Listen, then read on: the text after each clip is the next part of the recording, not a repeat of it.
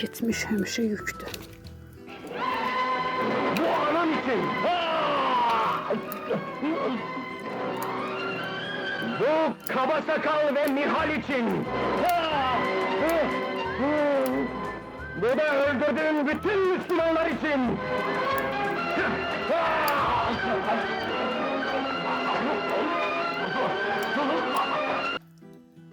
Geçmişinden arınmaya çalışırken çok şey yaşayacaksınız. Yeni yaralar alacaksınız belki de. Ama onu da derdilemeye değmez. Hemen yaralardan da güzel gelecek çıkabilir. Eminim ki bu burada görecek.